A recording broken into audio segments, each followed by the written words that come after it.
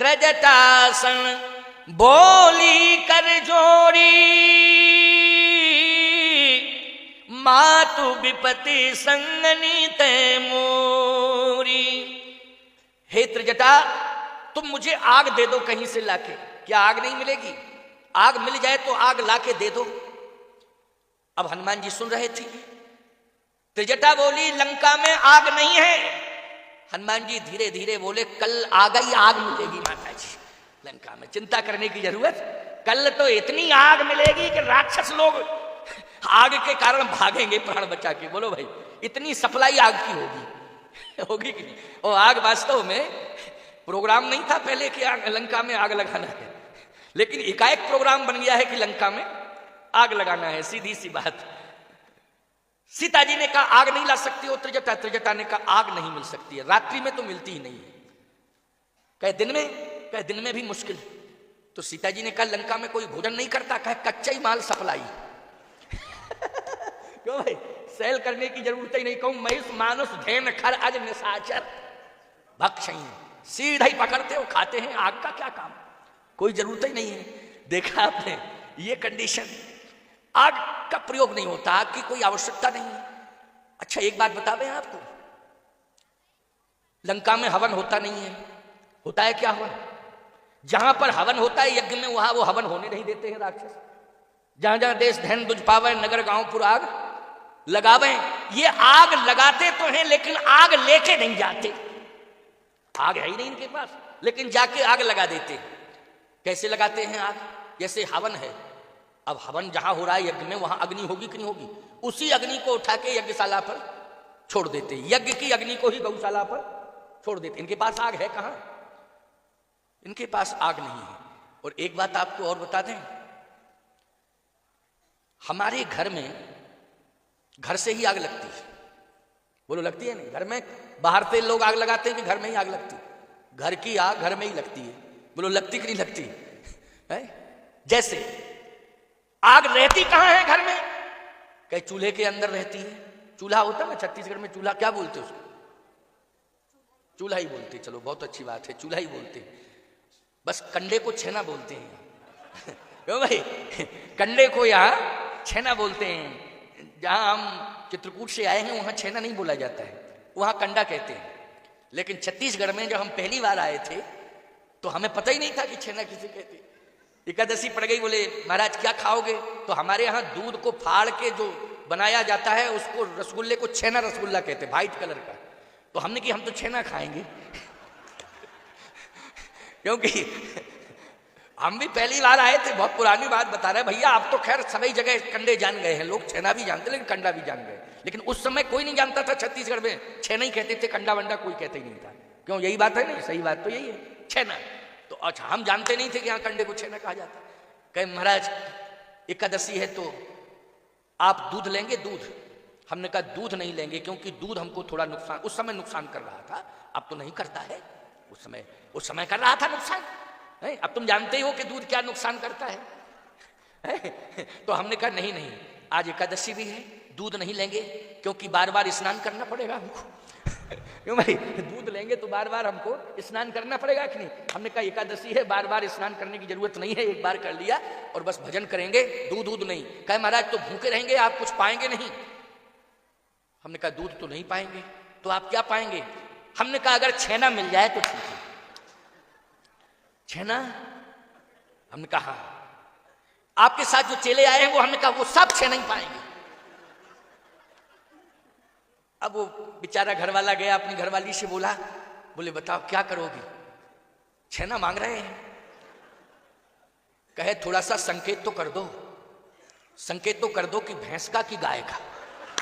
उसने भी ठीक कहा, क्यों भाई, भैंस का कि गाय का? तो वो दौड़ा दौड़ा आया, बोले महाराज जी ये बताइए, छेना भैंस का भी होता है गाय का, आप किसका पसंद करेंगे? हमने कहा गाय का। भैंस का हम नहीं खाते हैं। तो बोला पहले से ही आप खाते रहे?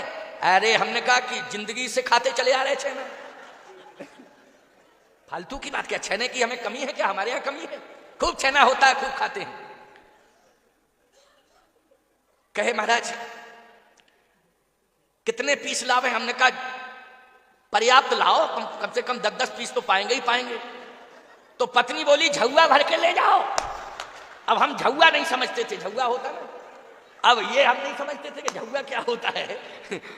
कहे झौआ भर के ले जाओ। हमने तुरंत कहा, हमने कहा ये छेना झौआ में तो नहीं आता है, झौआ क्या है?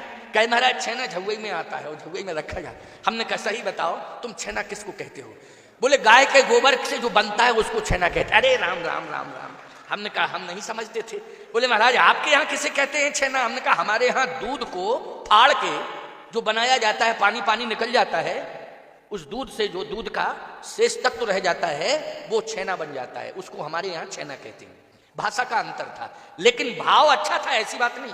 लेकिन हम जबरदस्ती कह रहे थे कि छेना ही खाएंगे, छेना ही खाएंगे।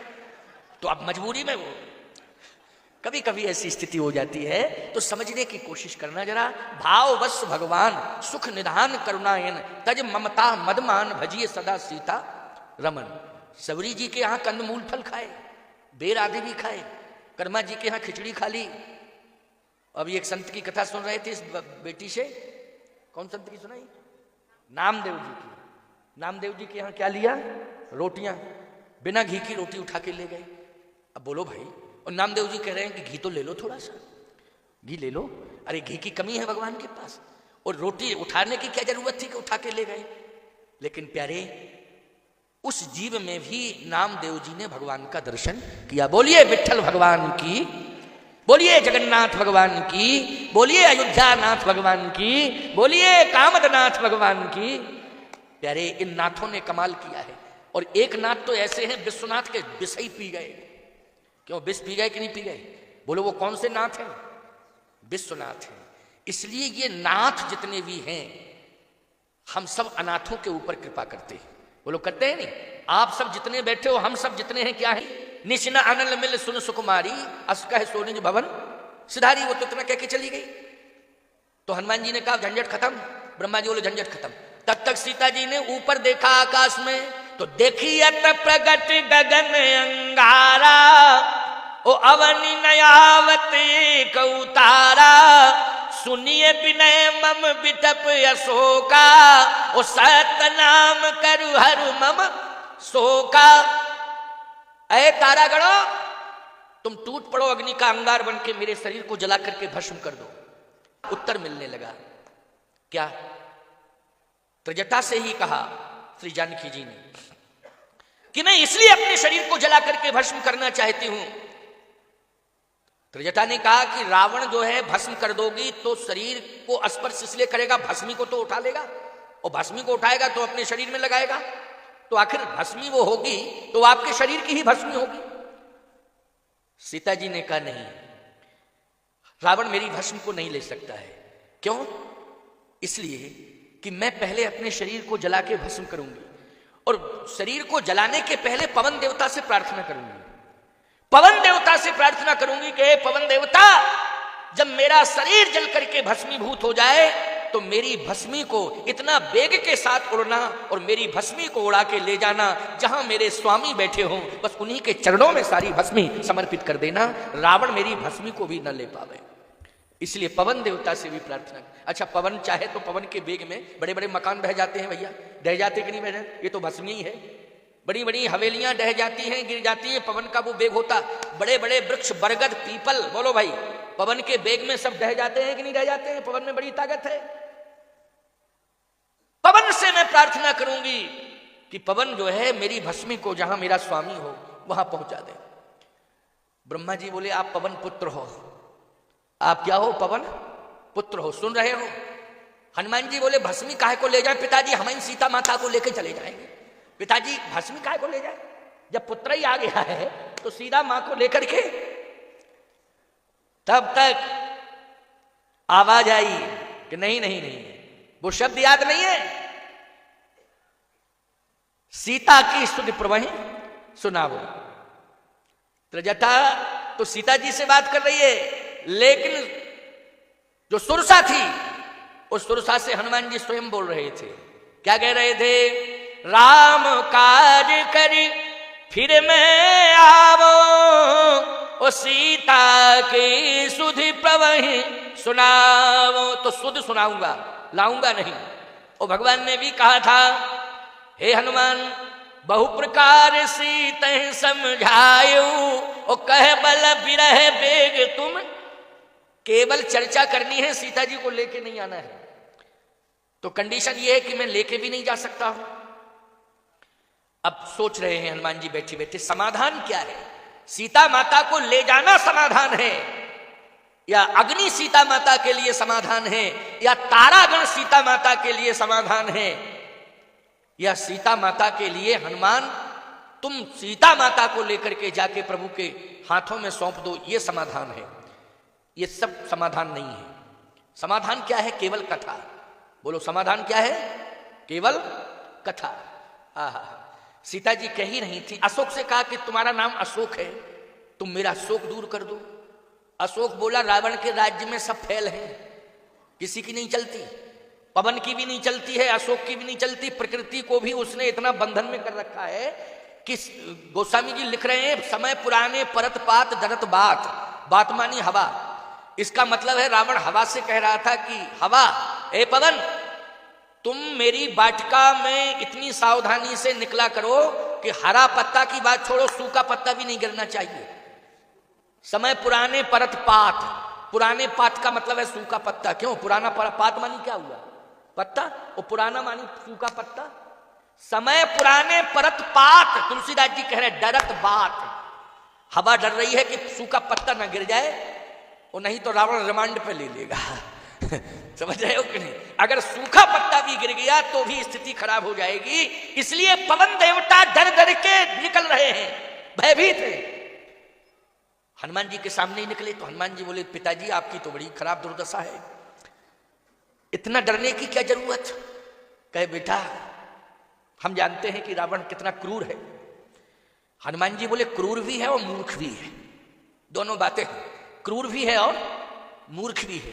कहे बेटा चुपचाप रहो, ज्यादा बोलने की जरूरत नहीं है, हमको निकल जाने दो। पवन देवता धीरे से निकल गए आराम से।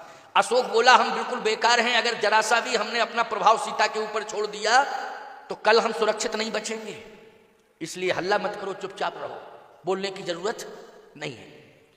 हनुमान जी ने कहा इतना खतरनाक? अच्छा मुझे लगता है कि कोरोना से भी ज्यादा खतरनाक था रावण।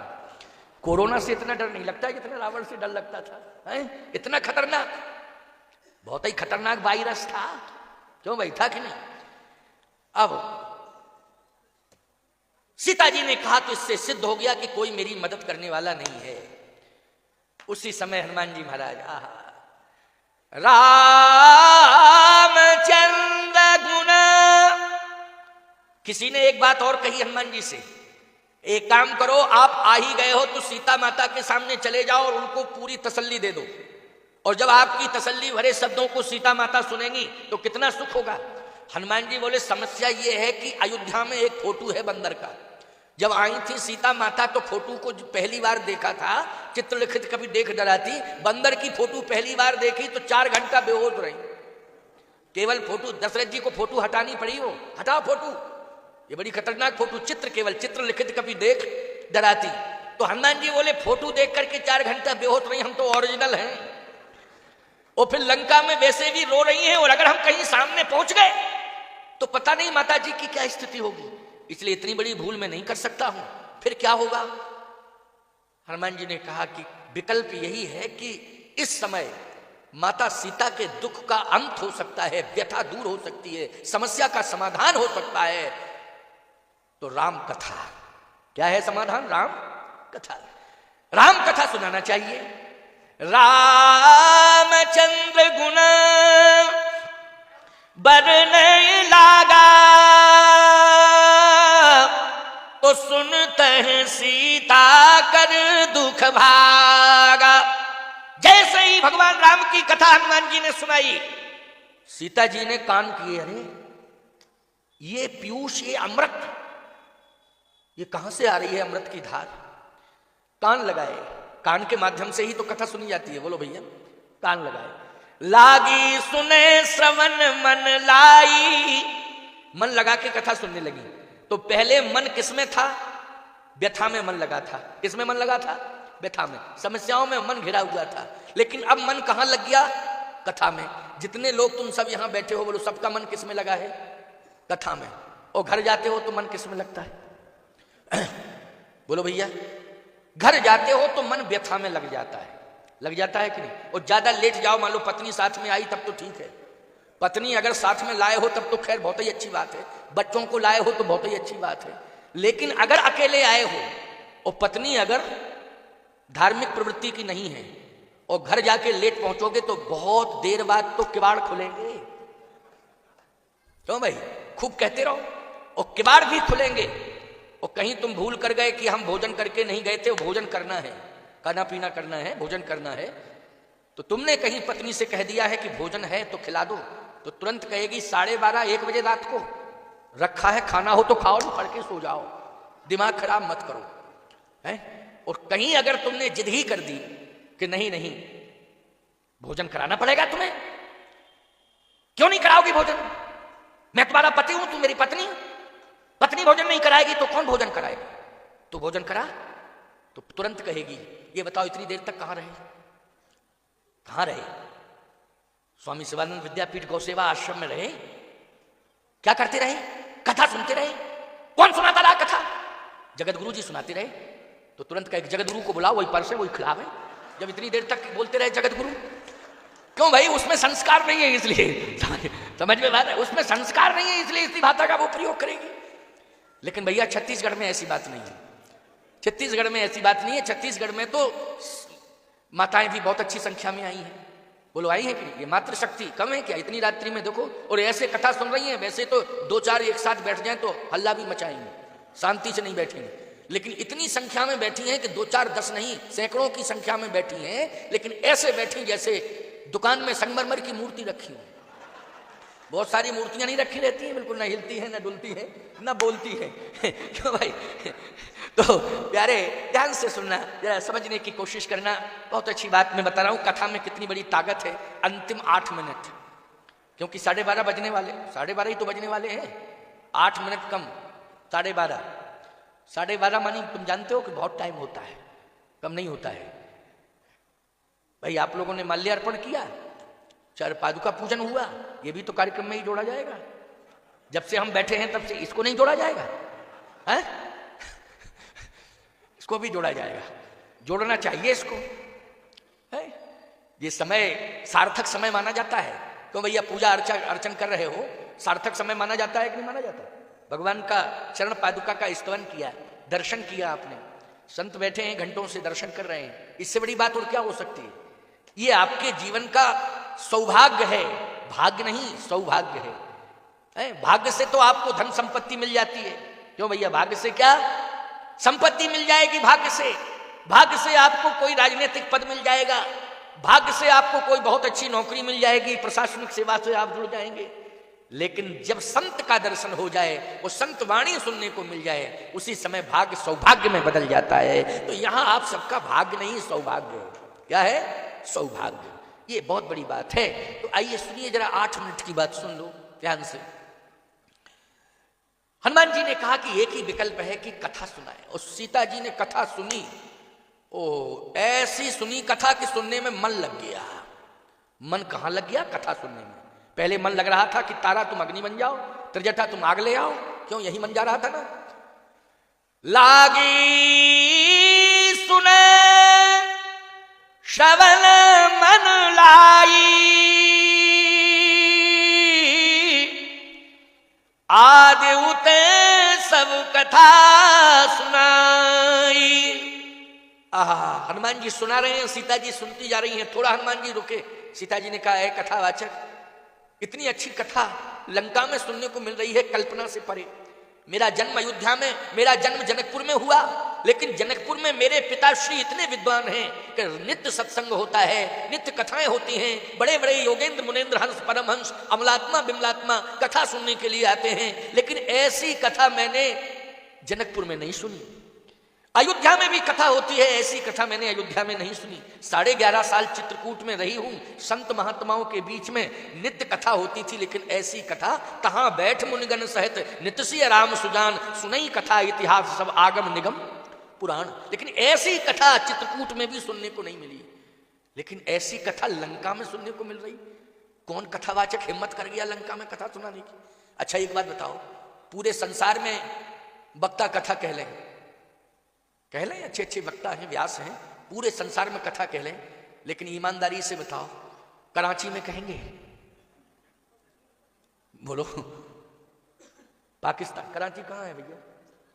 पाकिस्तानी में। और रांची कहाँ है? अच्छा, रांची में कह सकते हैं, लेकिन कराची में? कराची हमारे भारत में है, लेकिन कराची में कोई वक्ता कथा कहेगा? और कथा यदि कहेगा भी तो मंगलाचरण नहीं हो पाएगा, और रुंडित मुंड सिर खंडित भुजभीषा, भुजाएं अलग हो जाएंगी और सिर अलग हो जाएगा। बोलो, यही कंडीशन होगी कि नहीं होगी? वहां कौन कथा कहने देगा? और कौन सुनेगा कथा? जहां का विषाक्त वातावरण है, आतंकवाद से ग्रसित है, असामाजिक तत्वों के बीच में, आतंकवादियों के बीच में कथा कौन सुनता है प्यारे? और सुनता कौन? कथा की कहने की हिम्मत कौन करता है? कौन हिम्मत करेगा कि वहां कथा कहे? सीता जी कहती, लंका में हिम्मत किसकी पड़ गई कथा कहने की? और फिर कथा भी हो रही है तो साधारण नहीं, बहुत उच्च कोटि की कथा। निश्चित है कि कथावाचक बहुत ही हिम्मती है, कथा भी सुंदर और कहने वाला भी कहा हिम्मती। हनुमान जी बोले, हाँ हिम्मती तो मां हो सकता है, कथा आपको सुंदर लग सकती है, आप तो सुनो। कहे, भैया कथा खूब सुनी और सुनाने वाले तुमने खूब कथा सुनाई, लेकिन मेरी इच्छा यह है कि कथा इतनी सुंदर है तो कथावाचक मेरे सामने क्यों नहीं आता है? सामने आके सुना दे मुझे, छिपके क्यों सुना रहा है कथा? हनुमान जी बोले, इसलिए कि कथा ही कथा सुंदर है, सुनाने वाला तो बंदर है, इसलिए नहीं आ रहा हूं माता जी कि सुनाने वाला बंदर है, कथा ही कथा सुंदर है। देखो, सीता जी के भय को कथा ने दूर कर दिया। बोलो, सीता जी के भय को किसने दूर किया? कथा ने। लंका में भयभीत थी, अयोध्या में चित्र देख करके भयभीत थी। चित्र लिखित कभी देख डराती, अयोध्या में चित्र देख करके भयभीत थी बंदर का, और लंका में राक्षसों के बीच में भयभीत थी। लेकिन विचार करना, कथा ने सीता जी का भय दूर कर दिया कि नहीं किया? दूर कि नहीं किया भय? लागी सुने श्रवण मन लाई, आदहुते सब कथा सुनाई। सीता जी कहती हैं, भैया तुम कुछ भी हो, कोई भी हो, लेकिन मेरे सामने आ जाओ। हनुमान जी ने कहा, बंदर हूं, क्लियर बोल रहा हूं माता जी, बंदर हूं। सीता जी ने कहा, तुम बंदर हो, लेकिन तुम्हारी कथा इतनी सुंदर है, चेहरे से तुम बंदर हो। सीता के सामने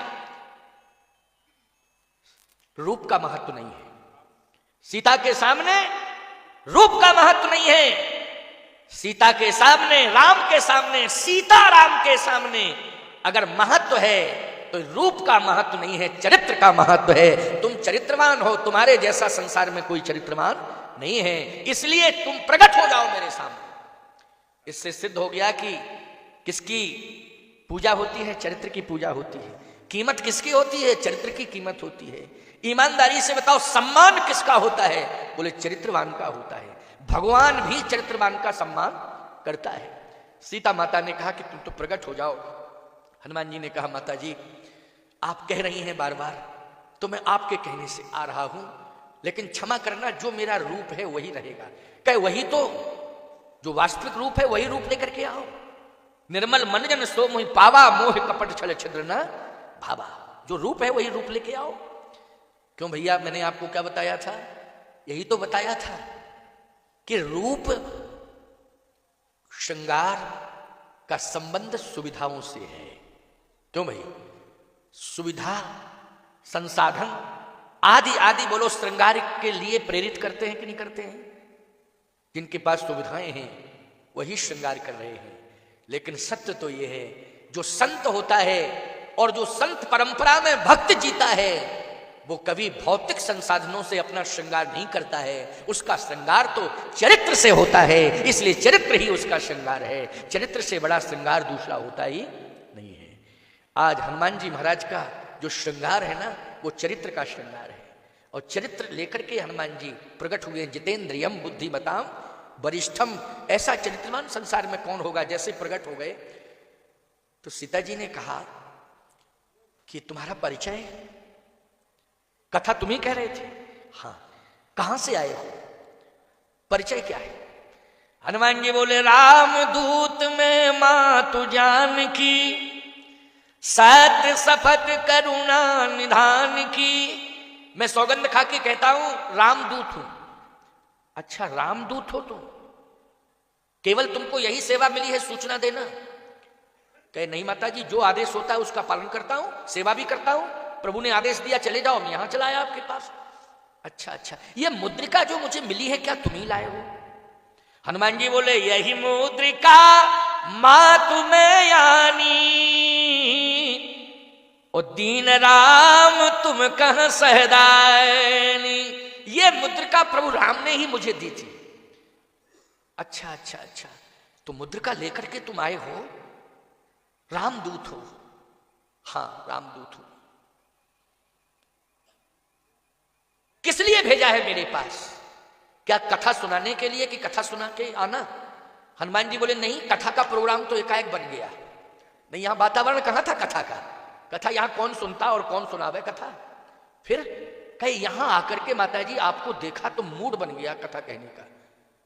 अच्छा, तुम मेरे पास क्यों आए हो? कहे मुद्रिका लेके आया हूं। मुद्रिका लेके तुम आए हो, लेकिन इस मुद्रिका का उद्देश्य क्या है? ये मुद्रिका का उद्देश्य क्या है? हनुमान जी ने कहा माता जी बतावें, जीवन में अगर दो बातों को कोई स्वीकार कर ले तो सत्य कहता हूं भय से मुक्त हो जाएगा। वो कौन कौन? या तो राम कथा या राम का नाम। क्यों भैया, राम का नाम या राम की कथा? तो मैंने आपको राम की कथा सुनाई, और ये मुद्रिका आपको इसलिए दी है, प्रभु ने भेजी है कि ये मुद्रिका देखने में लग रही है लेकिन राम नाम अंकित अति सुंदर, इसमें राम नाम अंकित है। तो सीधी सी बात यह है कि राम का नाम और राम की कथा, इन दोनों ने ही आपके भय को मुक्त कर दिया। जबकि मुद्रिका हाथ में ली थी भैया, तो कपिकर हृदय विचार दीन मुद्रिका डारतव जन शोक अंगार लीन हरस उत्कर गए चकित चितौ मुद्री पहचानी हरस विषाद हृदय अकुलानी। मुद्री को देख करके घबरा गई, अकुला गई, हरस। ये मुद्री जीत को सके अजय रघुराई, माया तेस रच नहीं जाई, सीता मन विचार कर नाना। अनेक प्रकार की भ्रांतियां हो रही थी। तब हनुमान जी ने कहा अकेले राम नाम से काम नहीं चलेगा, राम कथा भी सुनानी पड़ेगी।